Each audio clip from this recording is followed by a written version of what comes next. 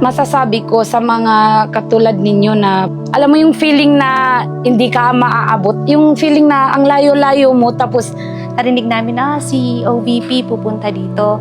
Yung naramdaman namin, wow, okay, meron na naman para sa mga bata.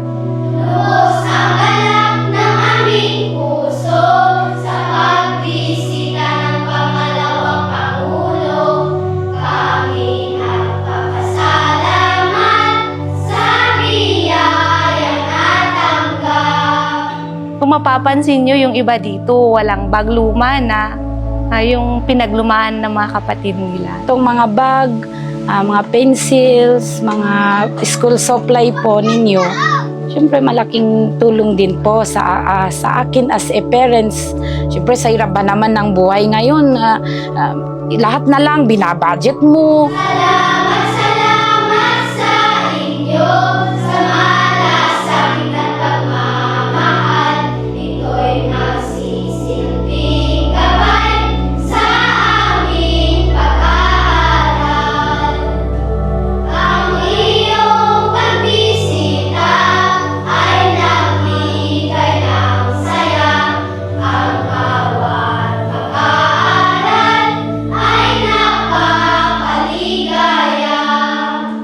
Sa pagbabago na iyong proyekto, muli ka at inubad mo. Ikaw ang aming inspirasyon sa halaga ng iyong pasyon. Pinakagusto ko doon is yung kapote. Kasi minsan, hindi mo talaga na umuulan, maaraw sa umaga, pero pagdating ng hapon, uulan na. So makikita yung mga bata, hindi sila makaalis, minsan pa nga nagagabihan.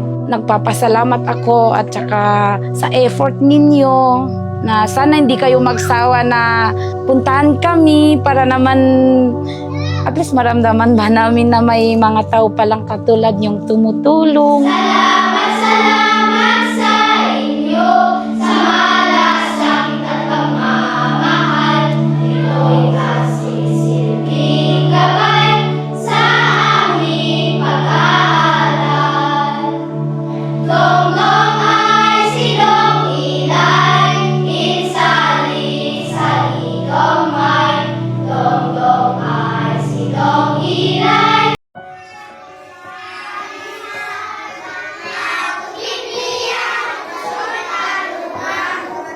Ngayon po, nagpapasalamat po kami sa Office of the Vice President sa pagtangkilik niya at pagtulong niya po sa amin kahit po kami ay nasa malayong lugar.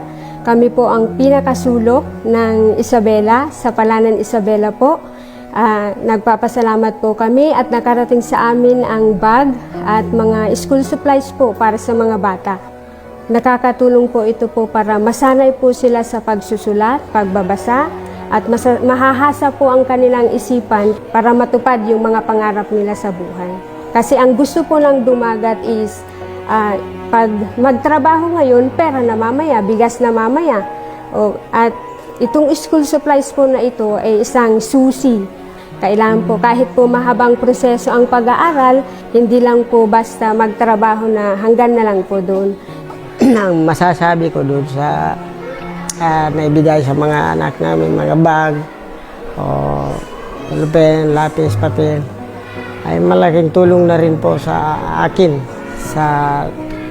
Isa rin ako sa nabigyan yung anak ko dahil hindi ko na po bilhin yun. Gaya pa ngayon sa tag-ani ng palay ay hindi ako makahanap buhay ng pera, ganun. Hindi ako makapanisid. Dahil kung minsan ay lumalaki yung ilog, tag-ulan pa ngayon kasi. Kaya malaking tulong na rin yun sa mga anak namin at para may magamit sila sa school.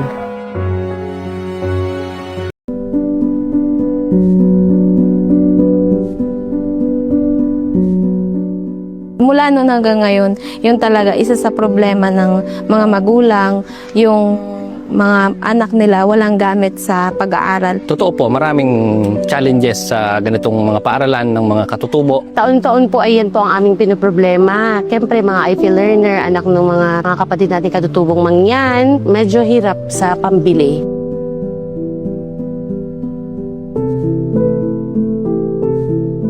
kulang na kulang po ang kanilang mga gamit. Halos wala na rin po silang mapagkunan. Paano mag-aaral, di ba po, ang isang bata kung papasok sila ng walang kahit na anong dala? Hirap na hirap silang makisabay sa iba, lalo na yung mga minsan naiinggit kasi yung mga katabi, nakikita nilang kompleto ang gamit. Samantalang sila kahit isang lapis ay wala talaga. Malaking epekto kasi nandun yung buhay nila sa gamit nila. Dahil lumiliban po talaga ang mga bata, lalo na kung wala ng gamit, wala nang magamit. Yun, parang kultura nila na kapag wala silang dalang gamit nahihiya silang pumasok. Sa po sa ginagawa namin, minsan naghahanap kami ng sponsor or kapag wala po kami nahanap, talagang mula sa sarili namin bulsa ang aming pinoprovide para makabili ng gamit ang aming mga bata po. Extra effort po talaga para makapaghanap ng may mabubuting kalooban para po magbahagi sa kanila.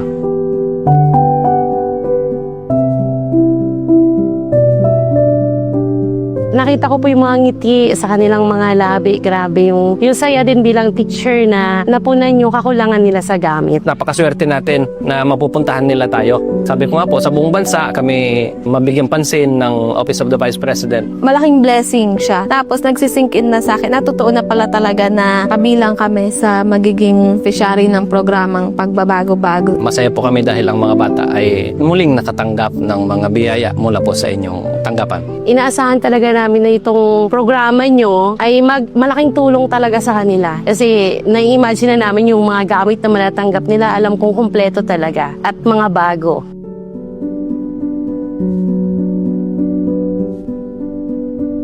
Ang natutugunan po talaga niyan ay unang-una yung absenteeism na babawasan. Pangalawa yung satisfaction ng mga bata na sila ay mag-stay sa school, mag-aral. Kapag wala, so apektado halos ang isip ng bata at yung performance niya apektado. Alam ko po na magbibigay ito ng panibagong sigla at buhay sa mga mag-aaral po na nag-aaral dito sa aming paaralan. Malaking tulong sa kanila. Sila ay simpleng mga bata lang pero kung mag-appreciate sila ay malaki. Kahit anong laki man or liit nang ibibigay sa kanila.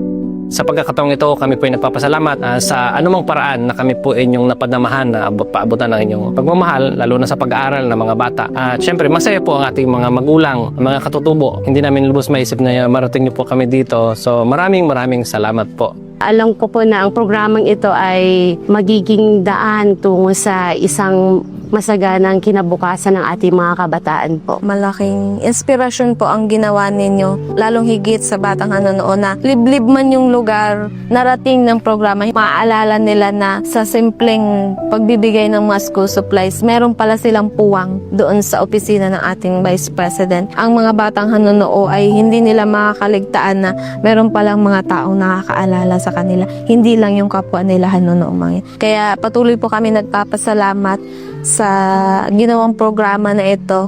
Sobrang thank you po sa inyo. Malaking tulong talaga siya sa amin.